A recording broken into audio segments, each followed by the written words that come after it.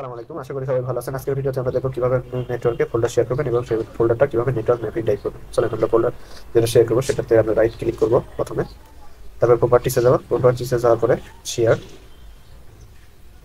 Share করে দেখেন আমি পারমিশন দিচ্ছি, রিড পারমিশন দিব। আপনার রাইট যে রিকোয়ারমেন্ট থাকবে সেভাবে পারমিশন দিয়ে শেয়ার দিবেন। শেয়ারের পরে ক্লোজ, তারপরে আপনার দেখেন অ্যাডভান্সে যাবেন। অ্যাডভান্সে যাওয়ার পরে পারমিশন দিবেন।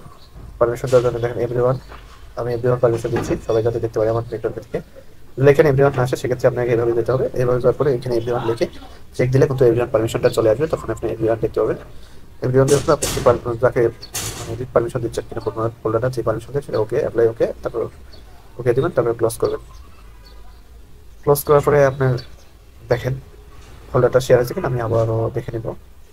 ফোল্ডারটা শেয়ার হয়ে গেছে। তারপরে আমি যেটা করবো, এই নেটওয়ার্কে আরেকটা পিসি থেকে আমি ফোল্ডারটা অ্যাক্সেস করবো। সেক্ষেত্রে আমি রিমোট অ্যাক্সেস মানে অন্য একটা পিসি, এই নেটওয়ার্কে অন্য একটা পিসি থেকে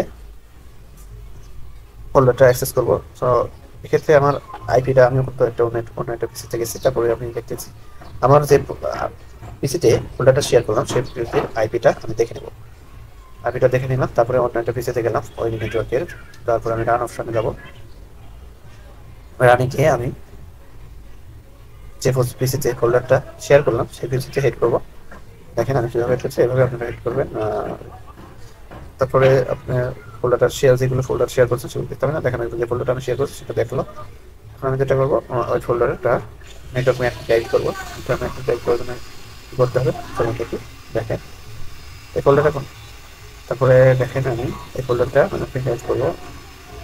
এভাবে ম্যাপিং টাইপ হবে। তারপরে দেখেন এই রাইট ক্লিক করবো, তারপরে নেটওয়ার্ক ম্যাপ টাইপ, তারপরে আপনি টাইপ পাচ্ছেন, লেটার সিলেক্ট করে দেবেন। তারপরে আপনি পারমিশন, এখানে আমরা আরো পারমিশন অ্যাড করে দেবেন যেটা আপনি যাকে অ্যাক্সেস দিতে চাচ্ছেন। তারপরে ওকে, দেন আপনি দেখেন ম্যাপিং টাইপ হয়ে গেছে।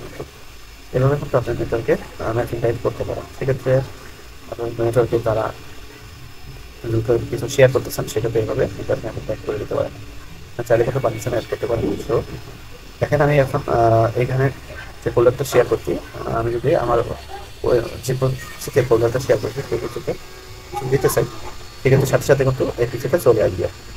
এখানে আমি একটা ছবি দিয়ে দিচ্ছি, যে ফোল্ডার শেয়ার করছি এই পিসি থেকে দেখি সাথে সাথে কিন্তু চলে আসে। তো এইভাবে আপনি নেটওয়ার্কে কিন্তু আপনি ম্যাপিং টাইপ করতে পারেন এবং আপনার নেটওয়ার্কের সকল ইউজারকে এভাবে ফোল্ডার অ্যাক্সেস করার অনুমতি দিতে পারেন এবং খুবই সহজে একে অপরের সাথে ডাটা আদান প্রদান করতে পারবেন এভাবে। তো ধন্যবাদ আপনাদের সাথে থাকার জন্য, ভিডিওটা দেখার জন্য অসংখ্য ধন্যবাদ। ভালো থাকবেন সবাই। আসসালামু আলাইকুম।